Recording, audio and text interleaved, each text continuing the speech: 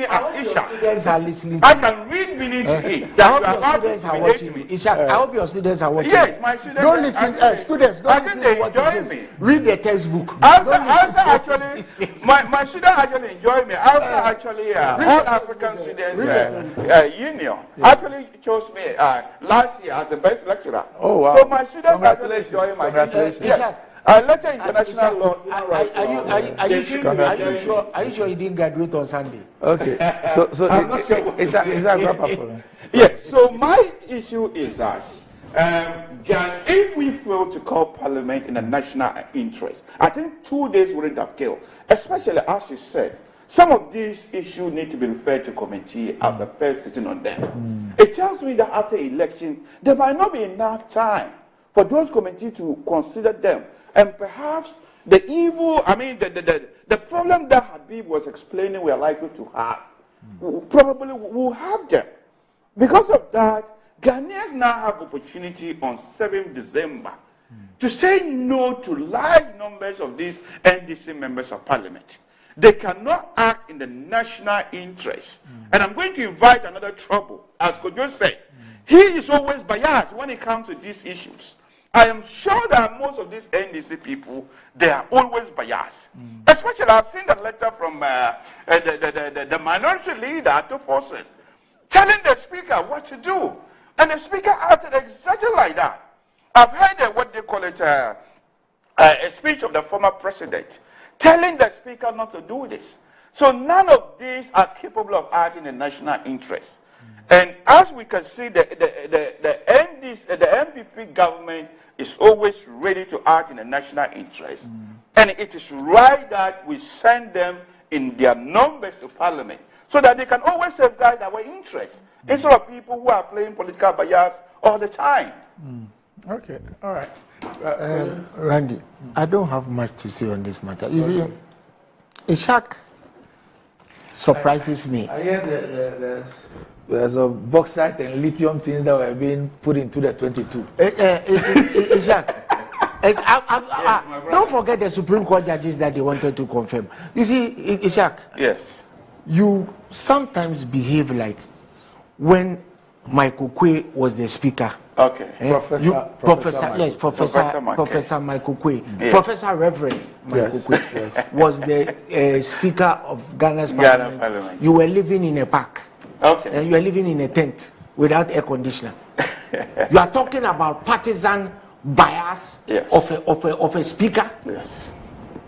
We have seen speakers like D.F. Annan, great Peter Lajete, and I say great because he's one of the best speakers this country has ever had. Okay. He was from your party. Thank you. At least you have recognized. You have been objective once. Yeah, I'm being very objective because his son is my very good friend. Both of his sons. One of them was my senior in both primary school and secondary school. But all things, everybody. Gabi or Jamie? Both of them. Okay. Everybody. Yes. Everybody. Yes. And Larry. Okay. And everybody acknowledges across party lines how the outstanding job he did as speaker. Right? Can you say the same for Professor Michael Quay? The current crisis, parliamentary crisis that you are talking about right now, that you have been sitting on TV ad nauseum, defending this, defending that, talking about things that don't even exist anywhere.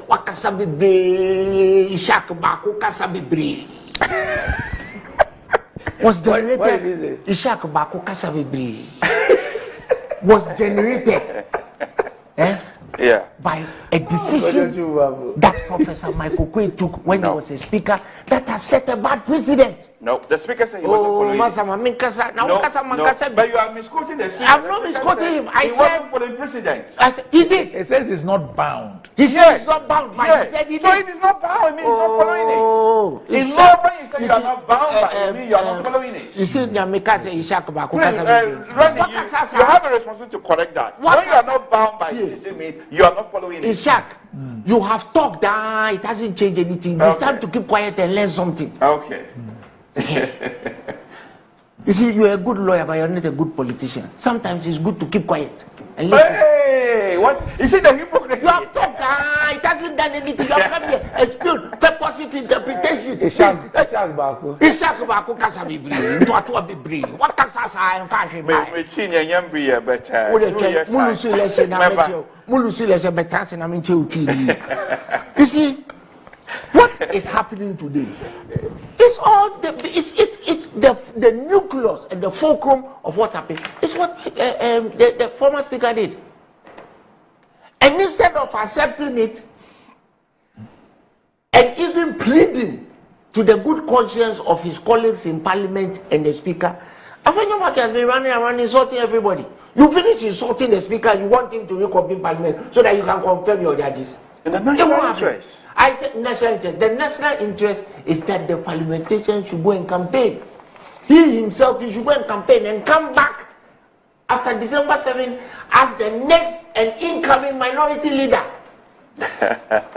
So that we can show him a few things. Like when you went to a TY and you be big Okay. In rounding up, Yes. Ishaq, you see, you want to be a politician, or you are a politician now. Politics is not about coming second. There are no prizes for coming second in love, war, and politics. When you are chasing a girl, you come second, worry. If you fight a war and you come second, worry. If you contest elections and you come second, worry. So don't expect me to come and sit here and do your brand of nationalistic politics 9 days to an election. Wow. Have you forgotten that NDC people are watching me? You want me to come and sit here and So you are here to please I the said, NDC? have you forgotten that? I hope Ghanaians are listening. Yes, they should listen. Good. The NDC people absolutely love me. You want me to come and sit here and agree with you because I'm a nationalist. When it is time for you people to be nationalists, are you nationalists? When you are going to your hometown, did you travel by road or you flew? You travel by road? Yes, I went. You travel by road? Yes. That road Yes. from Accra to your hometown, is it good? Well. Okay. Right, let me throw the bomb. You know it's coming. I'm leaving the fuse. Let me throw the bomb. So next time, Yes. tell Dr. Baumia that instead of spending $250 million on Bank of Housing, Bank of Ghana, this thing, headquarters, and spending 250 million on All Africa Games, and spending 58 million on that black hole, and spending 12 million on Palugu Dam that doesn't exist, he should spend it on the road. We have better records on roads than you. You remember? Check. We have better records on roads than the NDC. Are they operating from a new building? No, it's not finished. They are not. Oh, it's not finished, please. Oh, okay. You have better. Yes, we have better records. Okay, These people came and sat here. The president of this country told us that they have constructed 12,000 kilometers of road. Randy, the distance between Accra and Kathmandu, Nepal, is 12,000 kilometers. If you have constructed roads, the distance between know the calculation that between Accra, refilling all those things, they calculate all that. Who's fucking bulldozer now? Why? And once you even cure the Ghanaian culture of lack of maintenance. For me. Okay. The factory you spoke about. Yes. The watermelon one. Is that a Kinafama factory? Is it? No. It's called watermelon. Yeah, but is that the one built by Kinafama? No. Axim Bank provided the funding, but I don't know. Is it a government of Ghana project? Yes, it's a government of Ghana project. Ishaq, really? It's funded by Axim Bank. So government of Ghana owns it? Yes. Ishaq, It's funded next by time Axim Bank. when you come and sit here, bring watermelon juice. We need to go for the factory because no Baumia's report, all his promises are lies. We need to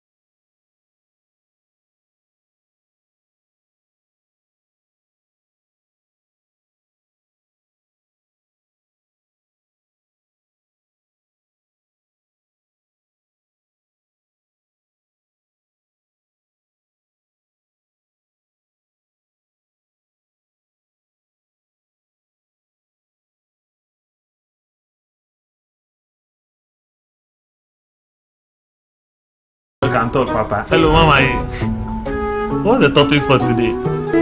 MTN. Hi guys, Radio.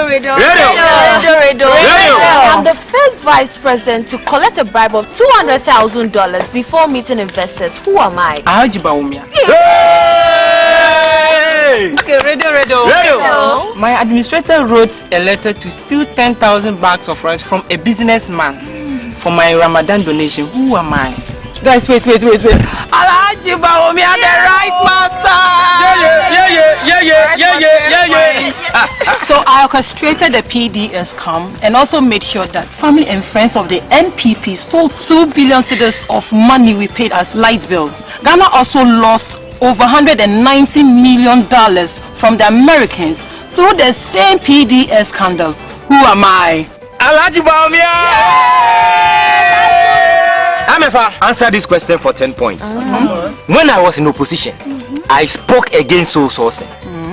Since I became vice president, I have given multiple inflated contracts to my brother and his wife through corrupt soul source deals. Who am I? Alhaji Bawumia.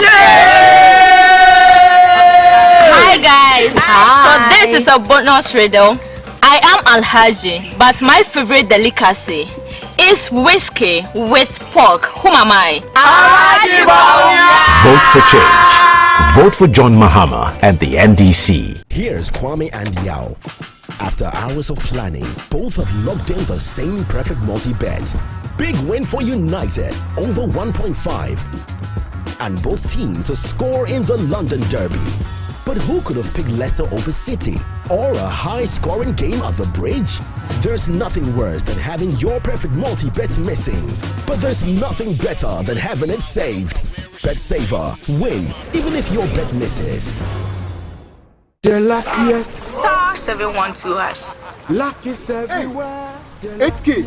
Hey, you get an 8K. Get that packing from your pocket. Hey, wait. You go put it on his tab. This is my man. Good luck. We'll wait here. We are star 712. I'm on dialing the magic numbers. Star 712. Now welcome to the luckiest. And now with me at home ticket. You can buy for yourself or your loved one. Mommy, tell mommy who's here. You're buying for me, right? Or who else? Oh. Let me choose buy tickets for others. Love you, boo boo. Maybe straight to option 4. Now, you need to buy tickets worth 50 Ghana to qualify. Yes, you can buy random or preferred tickets. I'm choosing random tickets. Listen, if you buy the random ticket, the system chooses a random number for you.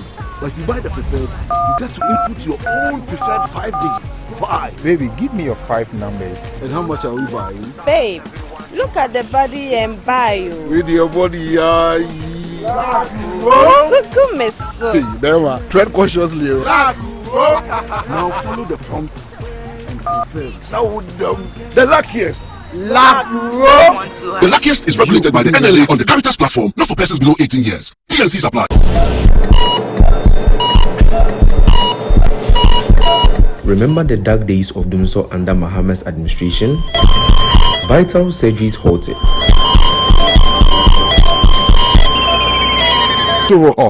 Vote number 1 on the ballot. There's nothing worse than your multi-bet missing. But nothing better than having it saved. Bet Saver.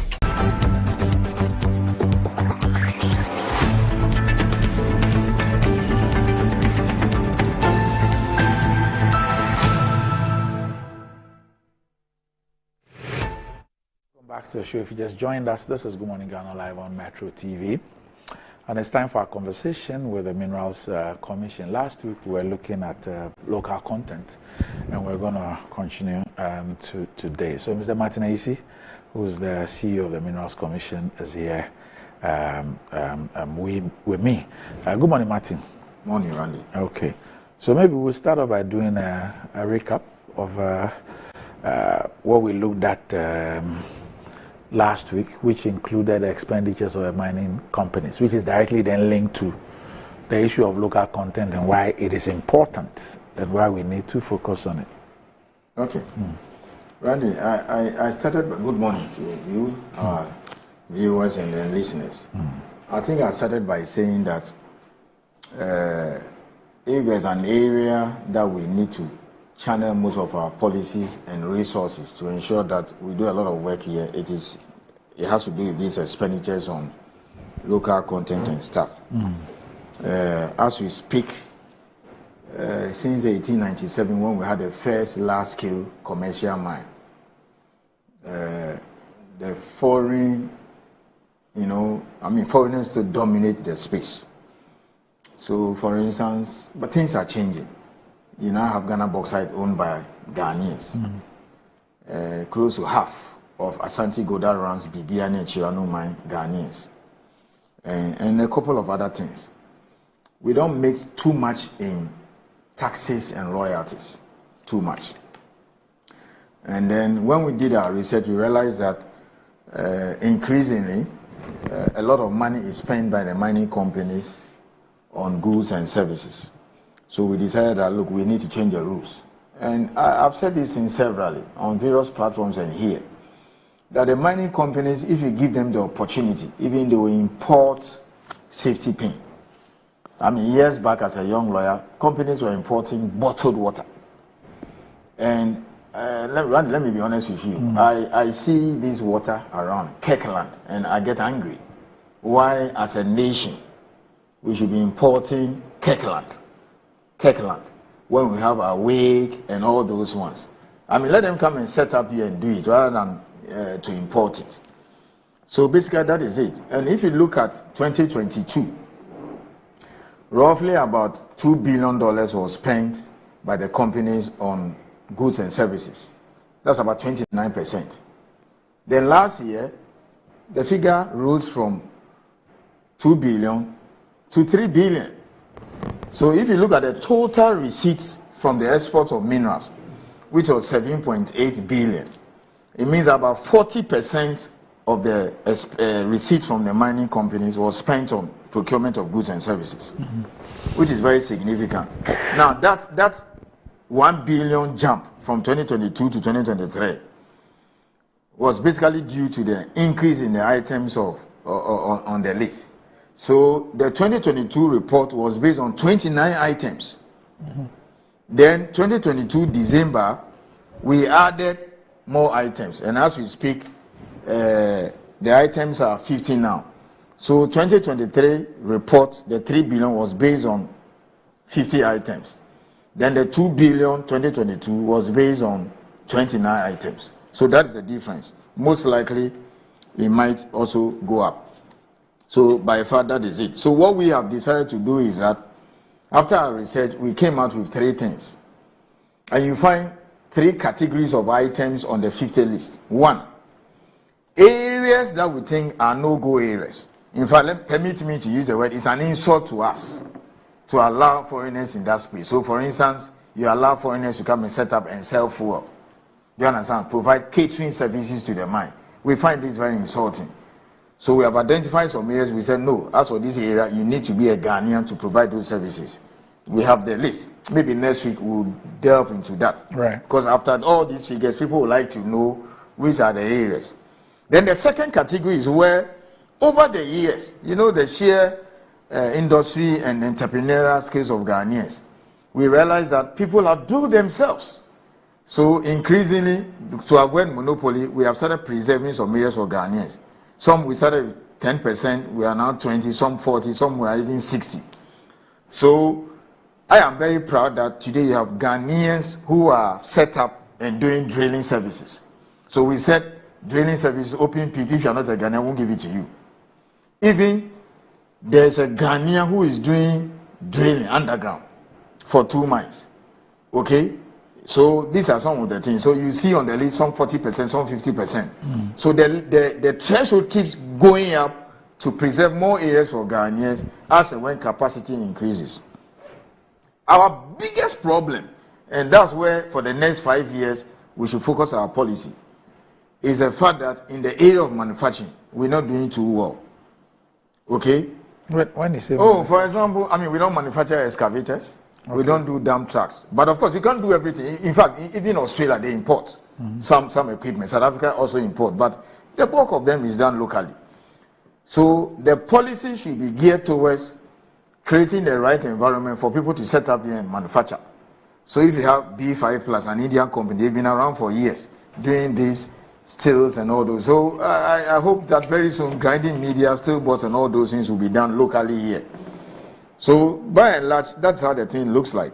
But I want us to look at the statistics, because last week I promised you that we'll take a look at the actual expenditures. Then you can understand the state of play properly. So these are the 13 operations. I don't know whether your producer can actually do some expansion for us. Okay. We can so use. That's it. Yes, sir. Yeah. So I will have to use my phone because I cannot see from that angle. But then I hope viewers can see. Yes, they can see. Yeah. So let's go through it quickly. So Randy, on the screen. Okay. First, these are 13 operations. Let me explain.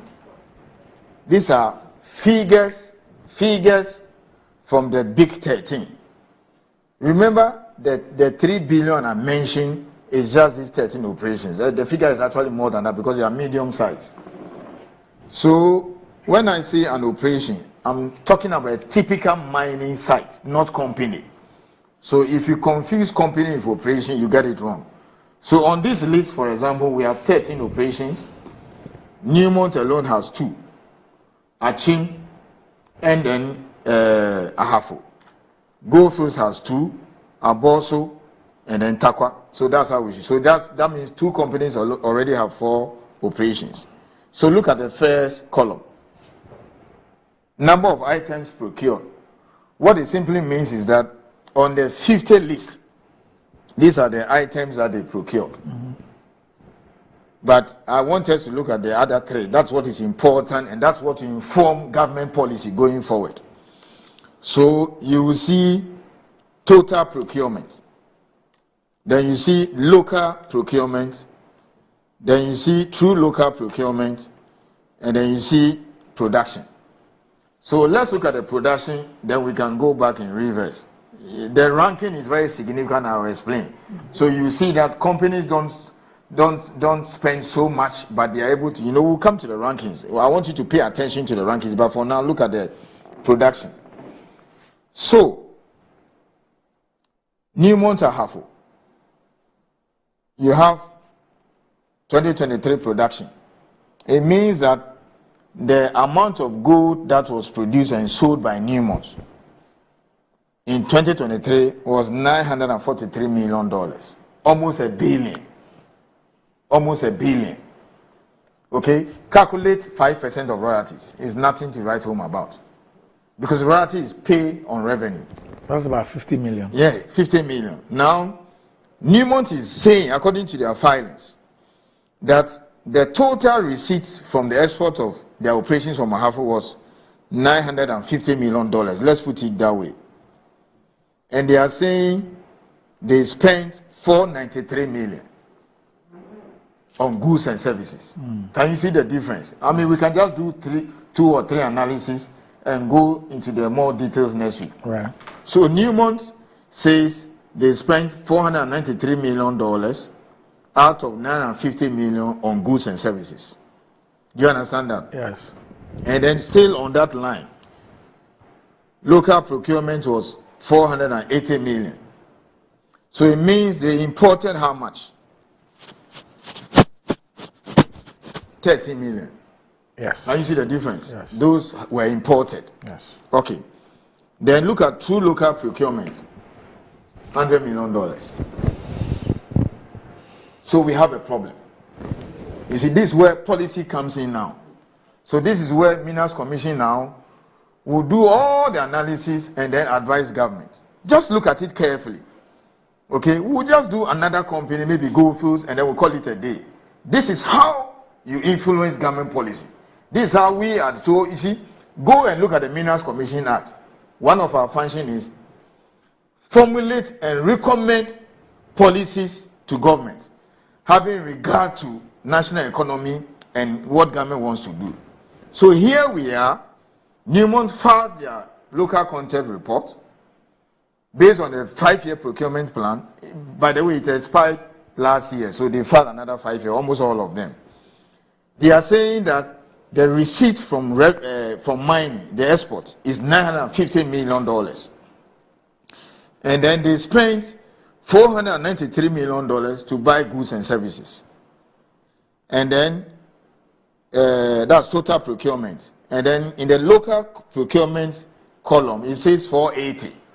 That means amount of goods and services spent here. It doesn't matter who it came from.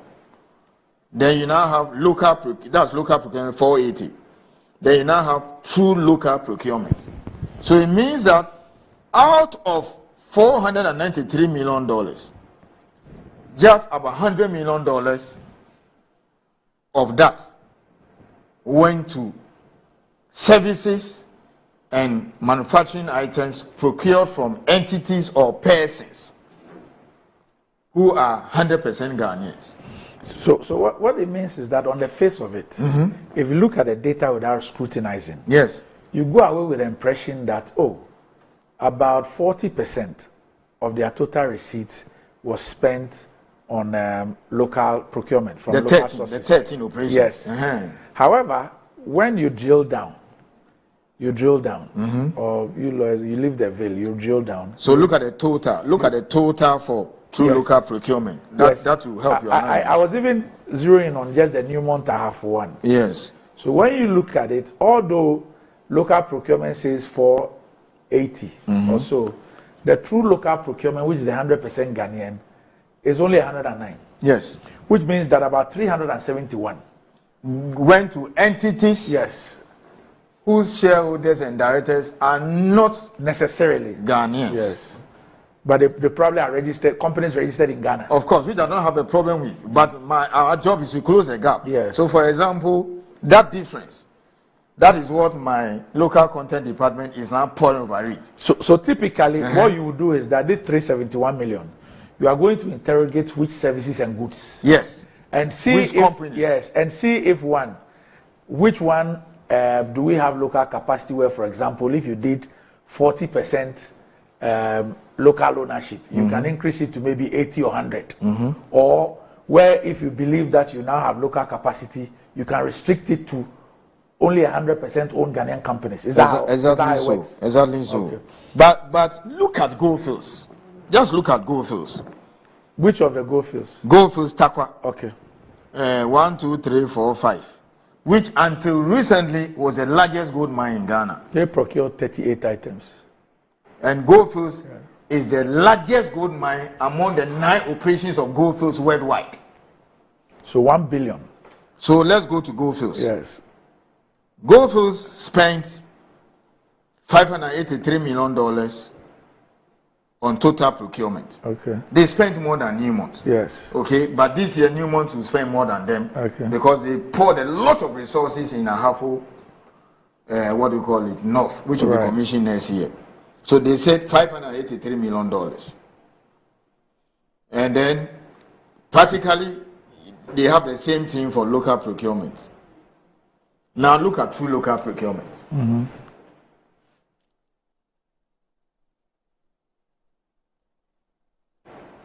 Look at true local procurement. How much is that? Look at the figure for true local procurement. 537. Yes, 537. 537 vis-a-vis. That's against 583. 583. That's almost. And then look at their receipt from mining. 1 billion. 1 billion. 87. Now look at the ranking. First. That is it. Okay. So it means that if you look at the report of Minerals Commission for the whole of last year, Goldfields was the best performing company in terms of the extent to which they give a lot of services and goods to Ghanaians. That's why they scored number 1. So what explains that? And you see Newmont 12. Yes. They were the second biggest, I don't know whether there's a word like spender. Yes. They were the second biggest in terms of expenditure, value-wise. Yes. But they are ranked 12. Yes. Well, what explains that? Is it because there were some particular items that Newmont procured? Now, this your question will lead me to maybe the next segment. Okay. I don't know whether we'll do some session before the election. Okay. But then those are the kind of things I'll be speaking to as we go further in the discussion. Maybe after the election. Maybe. And this is what I suspect. I've not looked at the reasons yet. The officers are running through it. Right. I want to believe, because you see, Ahafo is costing almost $1 billion. Everything that is going on in Ahafo, which will be commissioned about 7-8 months from now, okay, is in the name of Ahafo. Okay. Okay. So it is after the commission that Ahafo North will file on its own as Ahafo North. Okay.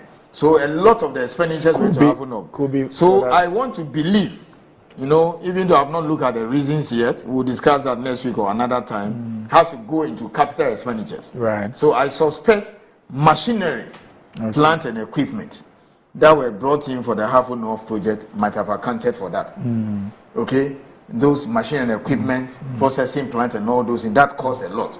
I want to believe that is it. So my star is Goldfields. But then my real star is the Bibiani mine, Mensing. Let's go to the last figure. Yes. And I'll tell you why we should all celebrate Asante Gold. They've changed the name now. So you now have Asante Gold Bibiani Limited, Asante Gold Chirano Limited. Okay? They have listed on the stock exchange. Is it the same as the Mensing? Yes, that's Mensing. So both Chirano first separated, they have been around for years. Bought from Kinross, a Canadian company, when they exited. So Asante Gold owns Chirano mine and then that of Bibiani. But Mensing has now been changed to Asante Gold Bibiani Limited, where we opened the new office. Now, Randy, this mine used to be for the then AGC during the Samjuna era. Then, one thing about mining companies is that we call something mergers and acquisitions. Okay, you sell, you buy, you sell, you buy. So they sold it to some other people, and then another company came, resold it. Australians came and bought it. They went and concentrated on their Mali property, where recently the soldiers detained some of their people because they were owing tax, $160 million, and then they paid. So they were not investing. We kept threatening them. So for 6 years, there was no activity in Bibiani. Then this group of Ghanaians came together, put resources, and bought it, and even bought Chirano. So Asante Gold is almost about 50% Ghanaian. Okay? MIF has equity there. GIF has equity there. You understand? And then they were able to raise about $180 million locally. So for us, Asante Gold is our star. Asante Gold, Ghana Bauxite is what we'll be using to tell our story. As part of the indigenization drive for government, which will continue. We want to see more of that. Now, after 6 years of inaction, government through various efforts and policy initiatives brought life back. So, Bibiani mine reopened 2022 August. And then commercial production came in October. So, 2023 is their first filing after 6 years under Resolute Mining. Now, they are saying they sold minerals worth, let me look at the column there. 150, is that $150 million, right? Yeah, 149. 149. Yeah. So it just tells you what we've been doing to ourselves as a nation when businesses collapse. Now, they are saying that their procurement for 2023 was $152 million.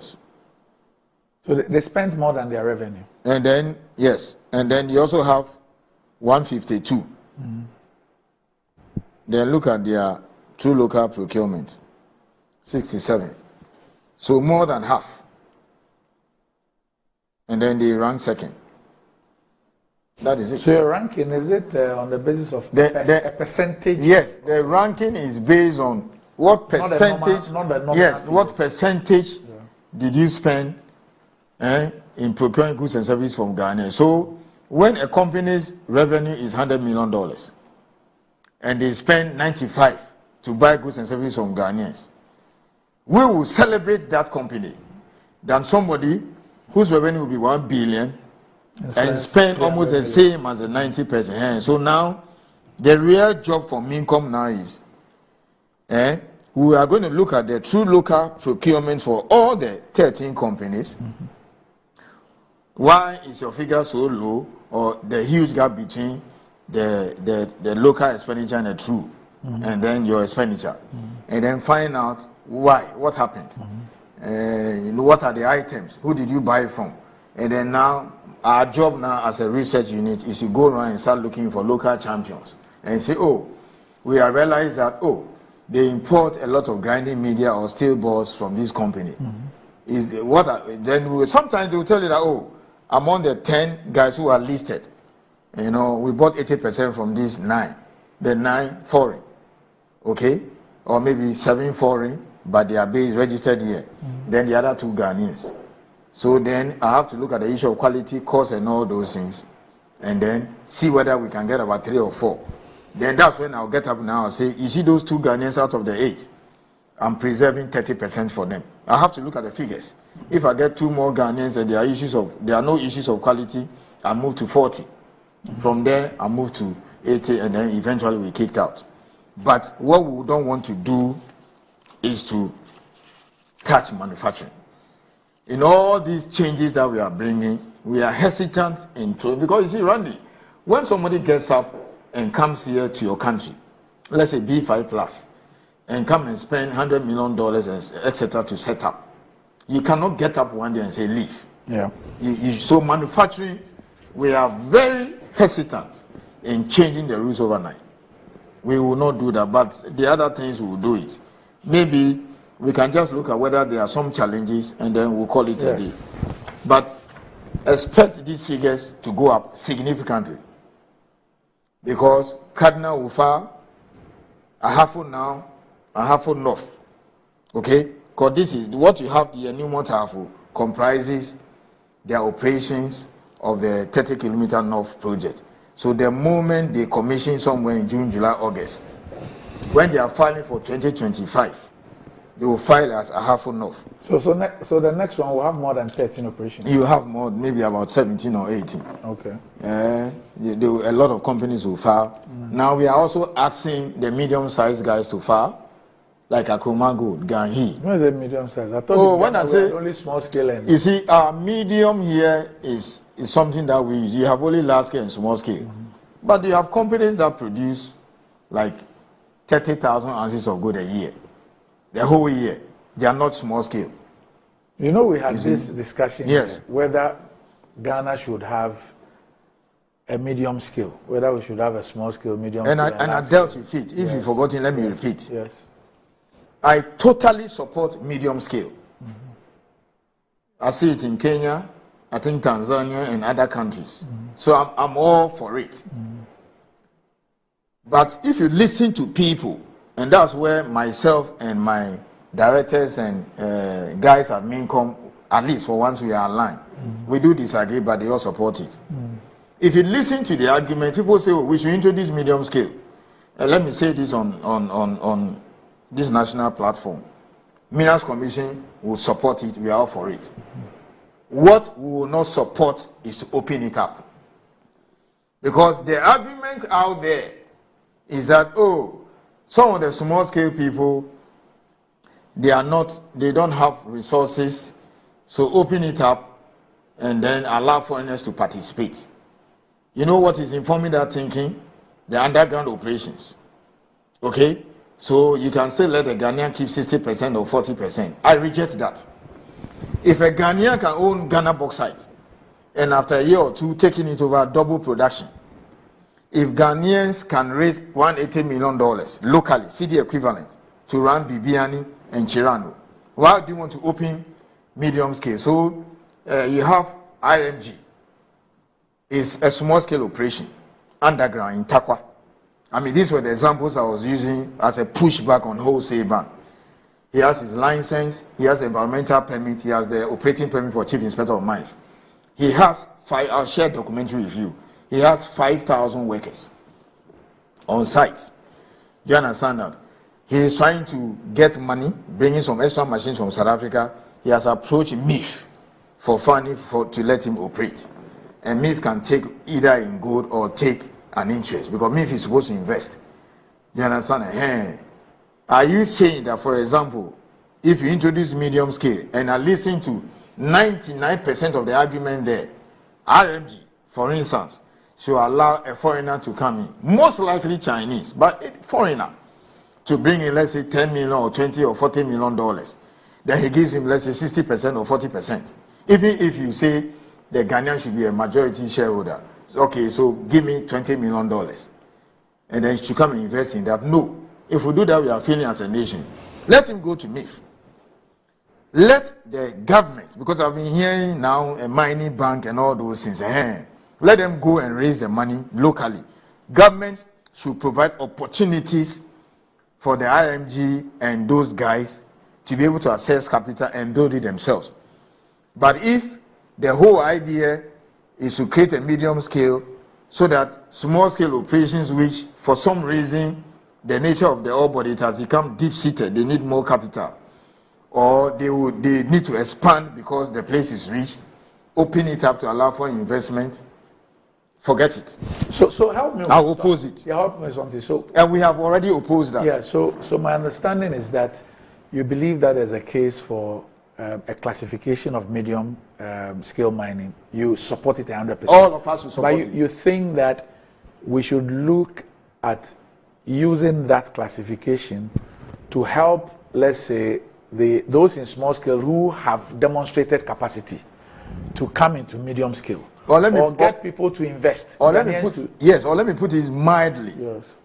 Mincom is all for medium scale, creating another layer of a type of mineral rights. Yes. But Mincom is opposed to opening foreign participation. Okay. Even if it's 10%. So we think it must be 100%. It should be 100% Ghanaian. So the focus rather should be how as a state. Because the whole thing is about access to capital. Randy, if Newmont can raise 1 billion here, why would they go and take 1 billion from Newmont Mining Corporation? So let me ask you a question, and as I seek clarification on this issue. We do not have that classification yet, but in your commentary, there are amendments to the law. We've done it. Yeah, that's what brought about this issue. You refer to some as medium because you obviously are comparing for the purposes of our administration. Yes. So now, if we were to put in if we were to do the classification, and some of those companies which are today classified as large scale, they are classified as large scale. But if we were to fall within the category of medium scale, per the new classification, and these companies are not 100% owned Ghanaian companies, whether I'll put them in medium scale? Yes. How will you advise on the transition? Greatest question. Now you go to a place like Tanzania and other areas. In any case, Randy, if you look at the health and safety regulations, the chief inspector of mines has a right, for example, to go to RMG and say that, looking at the nature of the operation, the ore body being deep-seated, level of mechanization and all those things, we don't want you to operate at a small scale again. So then we'll ask him to take steps to apply and convert to large scale. So increasingly we are seeing a number of small scale operations being converted to large scale. Sometimes some of them have about 4 or 5 blocks that are contiguous. For some reason the ore is rich, so we see that. So this is what we are going to do. We will look at maybe 7 or 8 or 5 items. One, we'll look at nationality as a criterion. We'll look at level of mechanization, level of investment, nature of the ore body. You understand? We'll list them there in the appendix or in the schedule. And then maybe size and all those things. So if you meet all this, then you qualify at medium scale. But if you're a foreign company, you're already here, you have a large scale mining list, and your annual production is 50,000. You appear, for the purposes of English, medium if you compare yourself to Newmont, Ahafo, or Takwa. But we will not treat you as medium scale because one of the criterion you need to meet is that it should be 100% Ghanaian owned. Okay. And Randy, take this from me.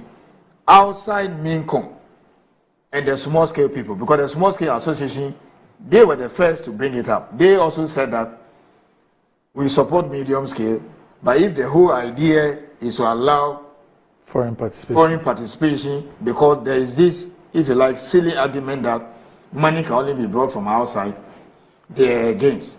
And I supported them during the seminar and then the engagement. But outside Mincom, outside the small scale association, every other comment I've heard, the whole idea is to bring in capital, which I support, but not foreign participation. Okay. So who will kick against it? Because it will. So you see, I even find insulting. So you are even trying to say that Ghanaians we are up to a certain.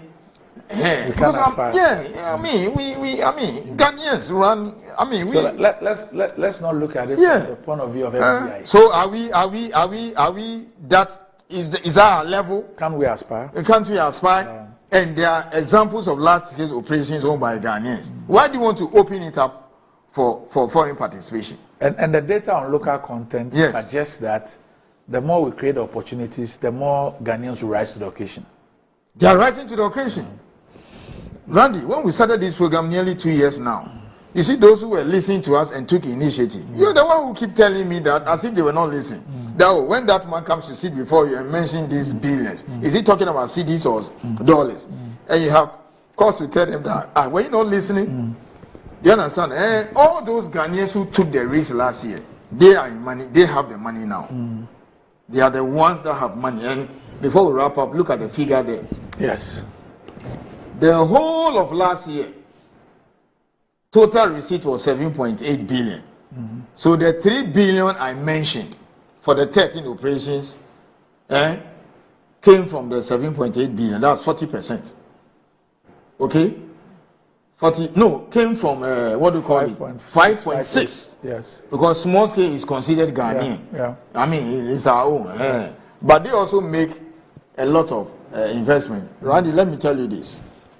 All the filling stations you find in the mining areas, small scale, owned by small scale people. All the filling stations you find, when you drive in the Western Corridor, Ashanti, all the filling stations there, small scale, they are owned by small scale guys. Small scale people. So you see, my guys are. Yes, your guys know. So take the angle this way before we look at the 2024 figure, and this is October. Yes.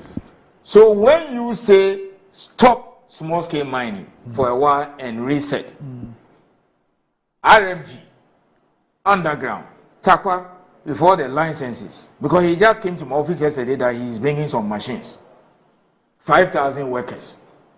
You have a problem with you, because he's not responsible for what is making everybody angry. Okay. That is the kind of argument we're presenting, and increasingly people understood. Tingada Kupe. Number two, see all those filling stations there? They have invested. The moment, and the small scale people buy. Because the large scale people, they don't buy from the filling station by the roadside. They give contracts and they set up on site. Do you understand? It means that all those filling stations there collapse. Because the bulk of the machines run on fuel. Number two, during the 2017-2018 ban, you go to Swami magazine and they get angry at you. Because every day some equipment or machine will come there. And then the services. So you see all this equipment that the people use, it comes to Swami magazine, those great artisans, they service it, they take it back. So during the 2017-2018 ban, all those services gone. So this is the kind of thing government was trying to explain when we call for dialogue. You understand? So look at the figure for 2024 as at October. By next week, we'll add the filings for November. So small scale as at October is 3.7 billion. That is what officially left this country. And Randy, take this from me. 2-3 times is smuggled. Okay? So it means that the government policy should be looking at what can we do to bring the taxes down. My first recommendation, drop the tax, withholding tax from 1.5 to 1%. And I've seen that recommendation. It's unfortunate we cannot come back to Parliament to get that passed. So we moved from roughly 2.2 billion to 3.7 as at October. I mean, look at it. It's all the high prices. And then, interestingly, all the tailings, the waste, the accounts will say the Omo Tugunu, people have gone back to them. And they are washing because the price allows that. And large scale is 5 billion. So is this as a result of increase in volumes or values? Both. Both? Yes. Okay. You see, when grades are low, so for example, if a company tells you that it costs them, what goes into producing an ounce of gold is $2,000. Last year, they couldn't produce. Because last year, apart from I think April and December, where gold hit 2,000, we started seeing the 2,000 properly this year, where the average price of gold in January was 2030. You understand? The bull started running properly the last 2 quarters. So all the large-scale companies that had all bodies that would cost them 1,900, 1,800, roughly 2,000, they didn't mind those areas. You see, those are the ones that they keep sometimes as stockpiles or they don't go, and then you hear the small-scale people saying that, oh, they don't come here, so give it to us. It doesn't work that way. So they've all gone back to the stockpile. So Randy, it means that those who stockpiled last year, those who didn't mind certain areas because the cost of producing an ounce was between 1,800 and 2,000, this year they are smiling. So if the average price of gold the last quarter has been around 2,700, 2,600, and it will cost you to produce, even those who are producing at 2,200, okay, nobody is doing that in Ghana anyway, it's still profitable. Do you understand that? So by virtue of the high price, people have gone to stockpiles, low grades that hitherto they couldn't mine, they are mining them now. And by that, for that matter, they have increased production. You understand? And if you increase production, you make more money. You understand that? Because if you are selling 10,000 ounces and you are now selling 15,000 ounces, multiply it by an average price of 2,500, 2,600, you make more money. So that is it. But then, sometimes the 109 that you heard from Newmont and the big money they spend, there are challenges. There are some challenges which maybe I can just mention a few and then we'll call it a day. Next week, if we have time, provided you don't do political stuff because of the election, we have to find out, for example, what were the items that were being imported. Right. The true versus local procurement. Right. So these are the things my officers discovered. Just to wrap up. High inflation rate, fluctuation exchange rate, disincentive to investors and local suppliers.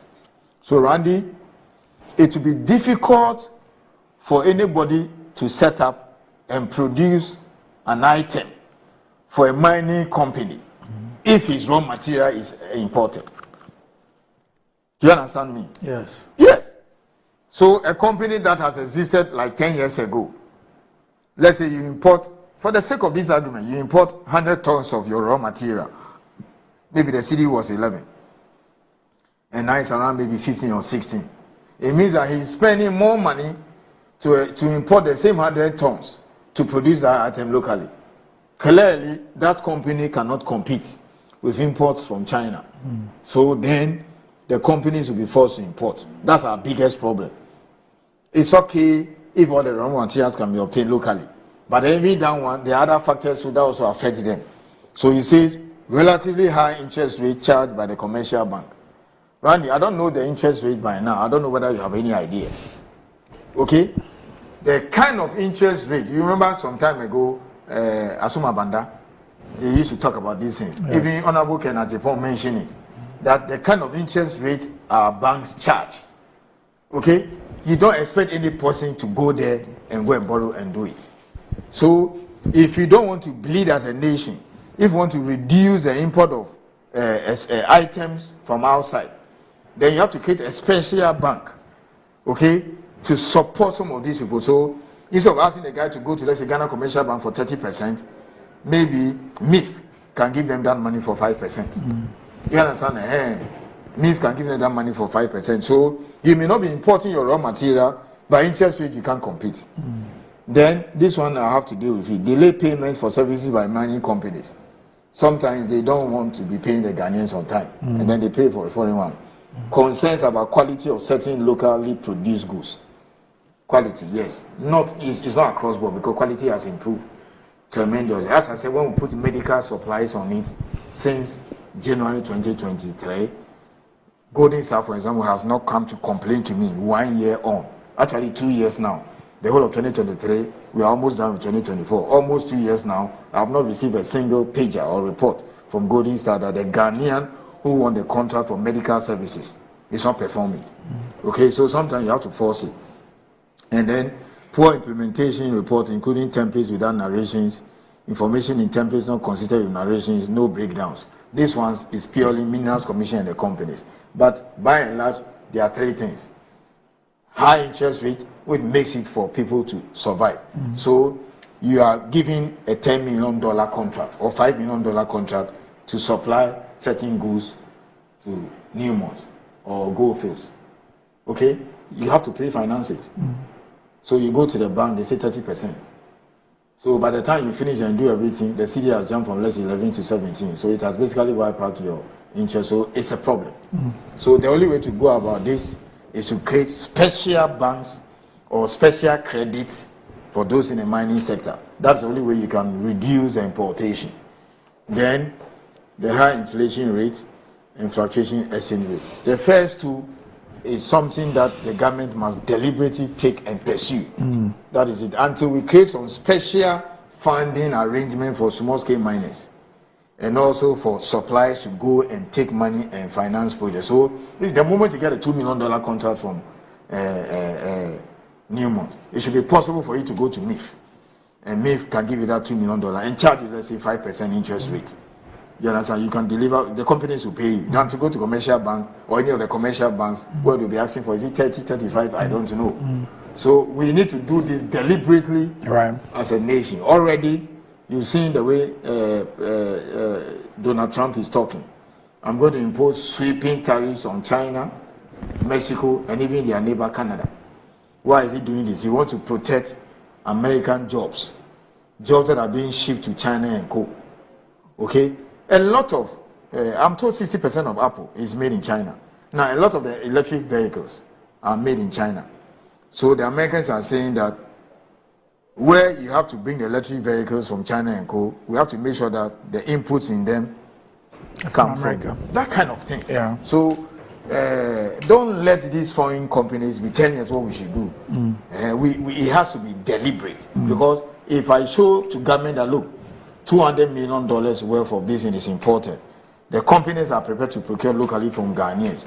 But the problem is the interest rate and then inflation. You understand that? And the government can say, oh, here's some $400 million or here's $100 million. All suppliers that have won contracts come and take 5% interest rate. Then that indigenization there will get there. Right. But for manufacturing, we still have a very long way to go. Very long way.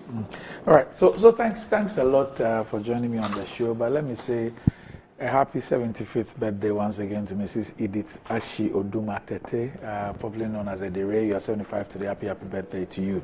Now, Madam Beatrice Abba Morrison, you're also 75 today. So happy 75th birthday to you, Madam Beatrice Abba Morrison. And this is from your son Apostle Ben Mensa and siblings. They say happy 75th birthday to you as well. Up next, Metro Sports.